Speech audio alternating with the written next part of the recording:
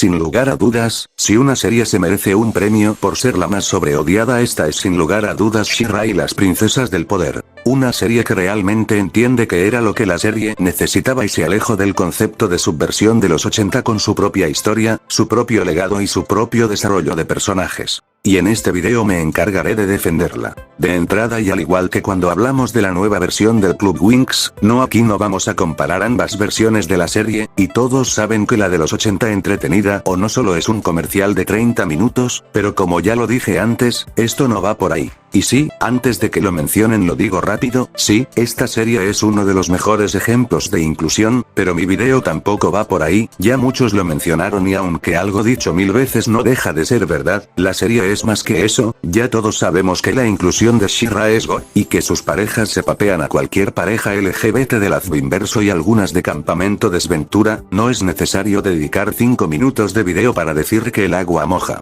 Ahora sí, entrando en materia, el primer logro de esta serie está relacionado con los derechos de autor. Pues DreamWorks Animation tenía todo el catálogo de She-Ra a su disposición, sin embargo She-Ra es un spin-off, y la mitología más grande viene siendo la de He-Man, por lo que es un logro enorme que DreamWorks pudo trabajar con ese catálogo reducido, crear algo interesante y lograr que la gente se tome en serio a estos personajes, pues si bien también se ha intentado volver serio a He-Man, la gente se niega a aceptar propuestas como los Amos del Universo Revelación, que con todo y sus defectos estaba muy interesante. She-Ra terminó logrando lo que He-Man lucha por conseguir aún a día de hoy con su próxima película.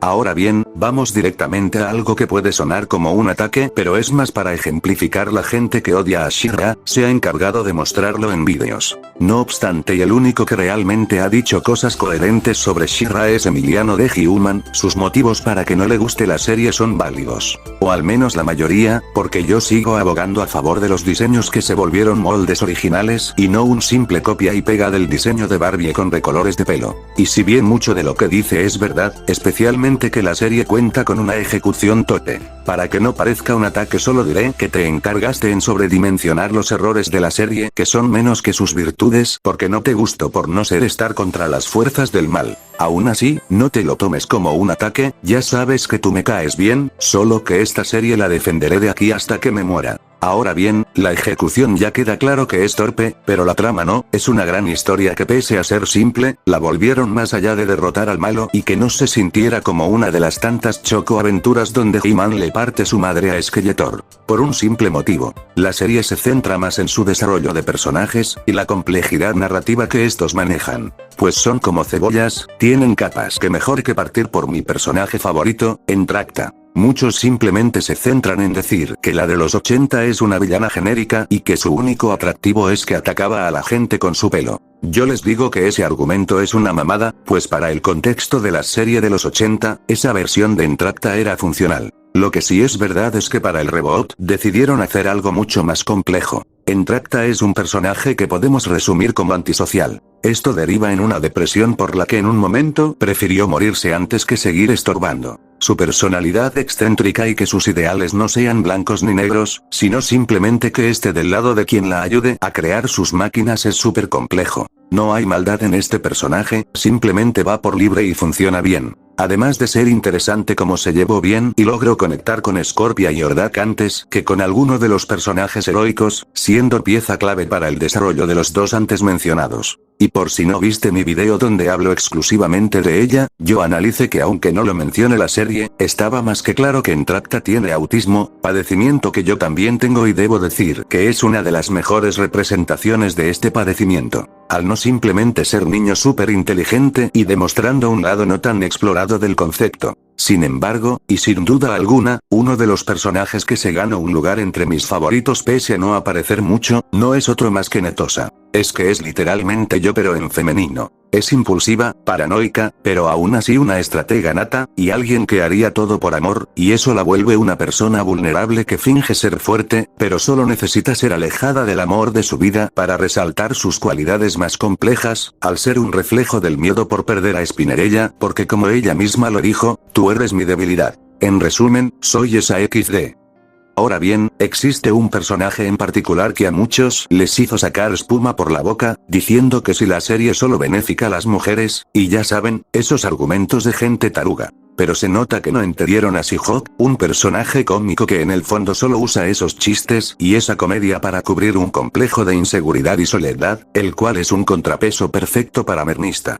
Pues ambos sacan lo mejor del otro y son desde mi punto de vista la mejor pareja heterosexual de la serie, y eso que las tres que tiene son buenas. Sin embargo hablamos de Entracta que se puede considerar un personaje neutral. Hablamos de algunos personajes heroicos. Pero ¿qué sería de la serie sin sus villanos? Scorpia es un personaje bastante noble pese a que estaba del lado de los malos. Y es por un simple motivo, no fue malvada por decisión sino porque nació cuando sus padres ya se habían unido a la Horda. Desde su perspectiva ella cree que sus padres lo hicieron porque pensaban que ella sería más feliz en la Horda. Y que su primera amistad fuera Catra, una persona trastornada y con problemas emocionales que mencionaremos más adelante, solo ayudó a que Scorpia sacara lo peor de ella. No es hasta la llegada de Entracta que Scorpia logra entender lo que es la verdadera amistad. Ambas eran personas excéntricas y extrañas para el resto. Encajaban perfectamente gracias a ese detalle. Sin embargo en un momento dado, Catra traiciona a Entracta y hace ver como que ella los abandonó. Siendo el punto de no retorno, y en momento en el que se entrega y se cambia al bando de los buenos.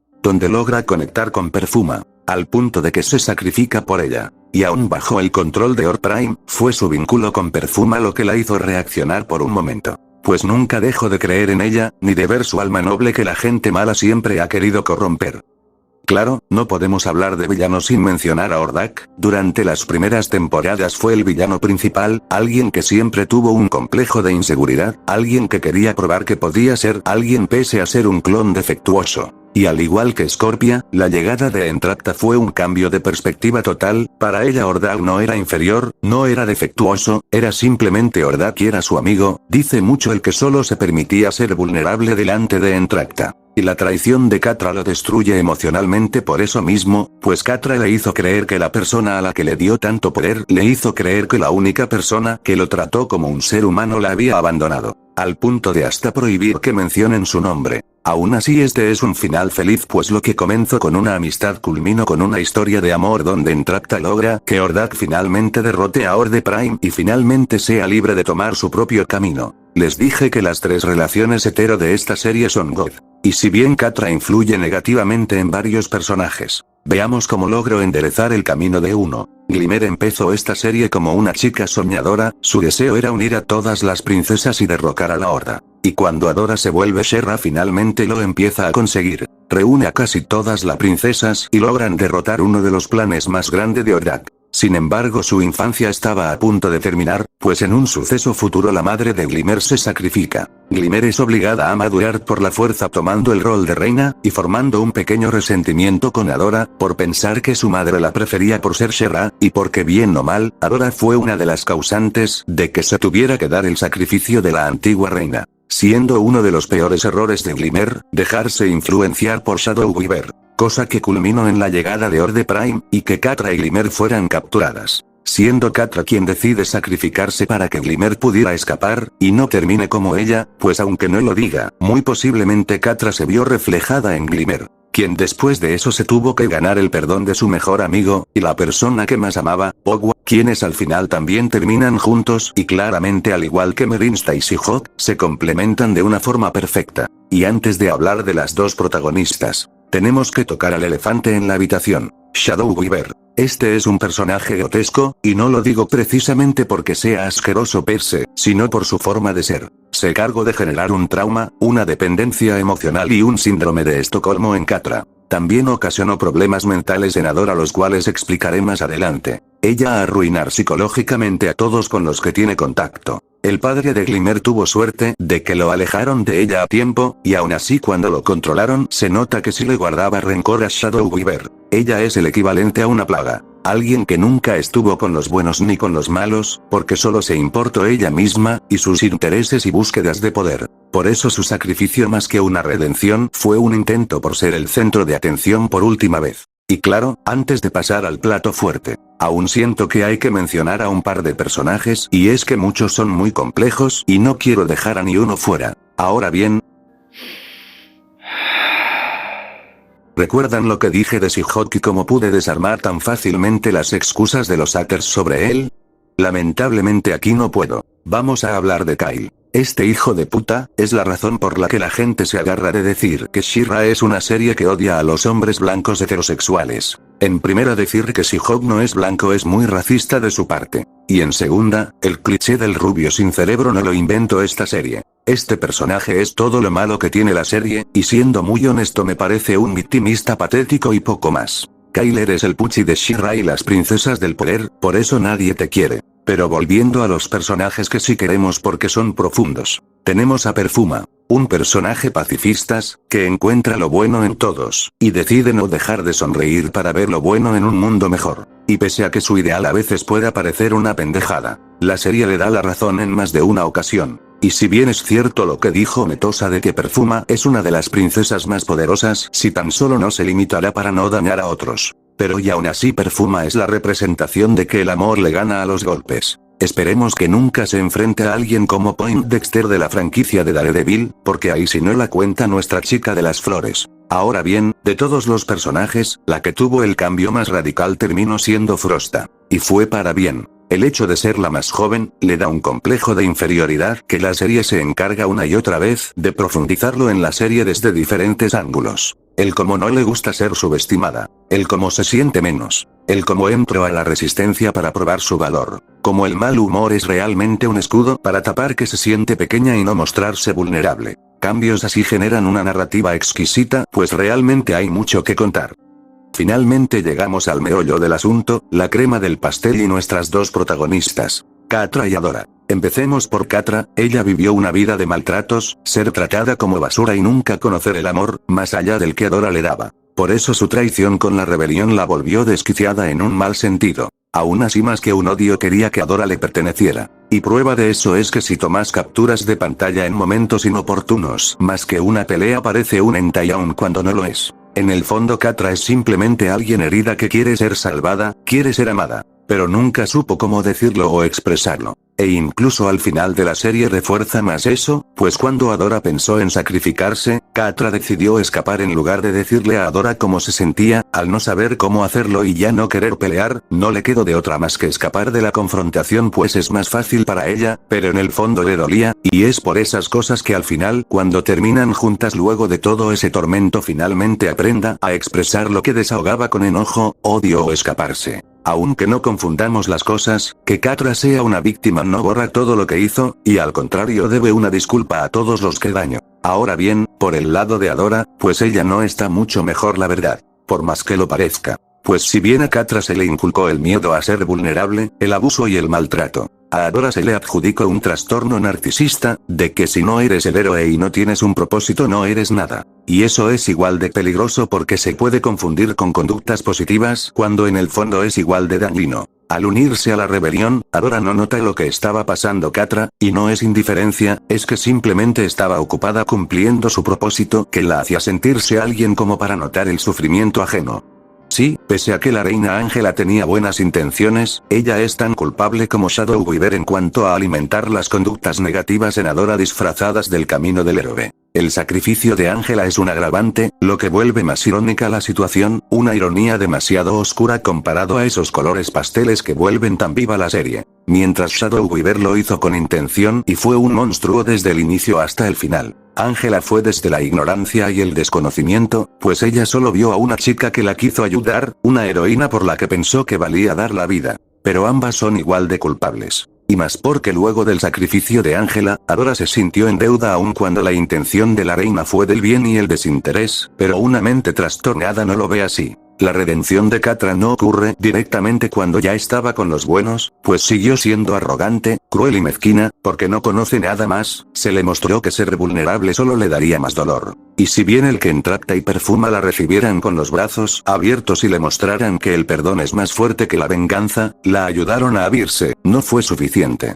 Por eso a la hora de saber que She-Ra se pensaba sacrificar decide irse, el trauma no estaba curado, solo que ahora Catra entendía que estaba bien sentirse vulnerable. Ahora bien, hay 3 personajes que falta mencionar y que también tuvieron relaciones con Catra: Lonnie, Kyle y Rogelio. Muchos los consideran como víctimas. Y si bien hasta cierto punto entiendo que cataloguen así a Rogelio, y hasta también lo entiendo de Kyle, era idiota, pero malo no era. Pero en serio nos vamos a olvidar de que Lonnie siempre fue la bully de Catra, y la traición de Adora no hizo más que aumentar dichos abusos ya que ahora no había nadie que defienda a Catra. Que luego Catra pasara de víctima a victimario cuando Hordak le dio poder no es para decir pobrecita de Lonnie, pues lo que hizo sigue ahí. Y Rogelio y Kyle, pese a quien le pese, son cómplices, y tanto peca el que mata la vaca como el que le jala la pata.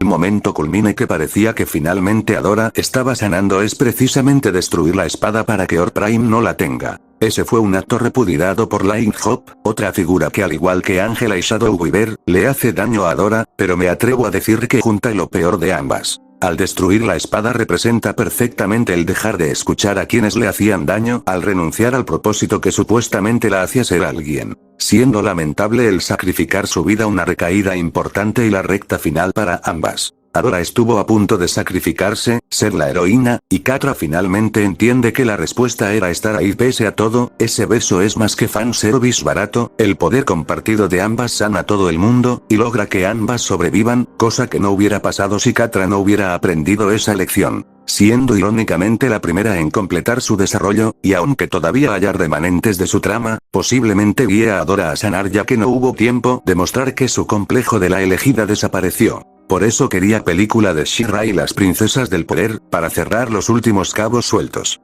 Pero ni modo, al final DreamWorks nos dio una de Gaby y la casa de muñecas y no me quejo. Es por cosas como esa que sigo diciendo que si algún día llega a existir un regreso de Ever After High, y Lauren Faust no está disponible para darle la magia que le dio a MLP y DC Super Hero Girls, Mattel le debería dar el trabajo a N.D. Stevenson. Es perfecta para convertir en oro las franquicias para vender muñecas. Y Nimona solo nos demuestra que las narrativas complejas son lo suyo. Espero que algún día mi deseo se haga realidad. Esto último iba a ser parte de una pequeña dinámica en el video, pero como ya lo tengo casi listo y no quiero pasar otras 2 semanas sin subir nada, tuve que eliminar la dinámica y realizar la explicación por sí sola. En esta pregunta que tenían en común los usuarios Emiliano de Human y Peter Grayson. La respuesta correcta es que se tuvieron que ver de mala gana un proyecto que no les gustaba, no lo entendieron y al final lo terminaron odiando, y si bien tienen motivos no es para tanto comparado con los aciertos y el desarrollo de los personajes. Esto lo digo también porque mientras revisaba el video que hice de la película de la casa de muñecas de Gaby la película, me acordé de lo profunda e interesante que es esa película y más considerando que va dirigida a un público preescolar. Aun si antes de verla le tuve mis prejuicios. Es decir, lo mismo que explicamos al principio del video con Emiliano de Human, pero peor porque Peter Grayson se ardió con una película para niños que ni le entendió. Y si no logras entender lo que una película preescolar te quiere contar, pues ni cómo ayudarte. Por otro lado, Emiliano, puedo entender que no te gustó el video de Alfred y de que la inclusión nunca es forzada, y de nuevo, tú fuiste el único que verdaderamente se tomó el tiempo de refutar y no simplemente ponerse de idiota como cierta persona que apoyó la explotación laboral y años después los de Alfred se la patearon.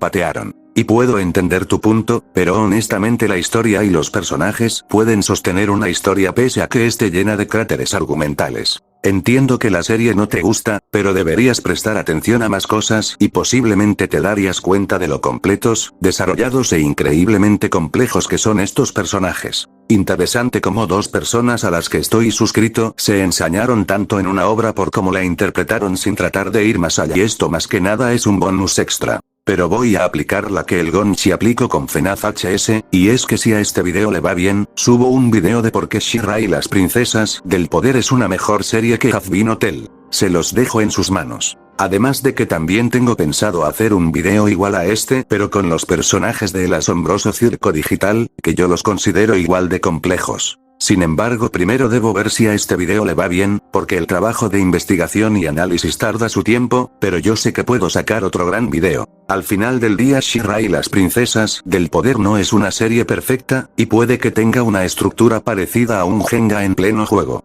Pero en lo que cabe tiene una historia interesante. Quizás no superficialmente, pero hablando de los personajes individuales, cada uno tiene una historia que contar. Y siento que eso hace que valga la pena darle una oportunidad, porque la historia no es nada sin un grupo de personajes bien construidos. Pero al menos fue mi opinión, pero ahora me gustaría saber tu opinión sobre este tema, los estaré leyendo a todos en la caja de los comentarios.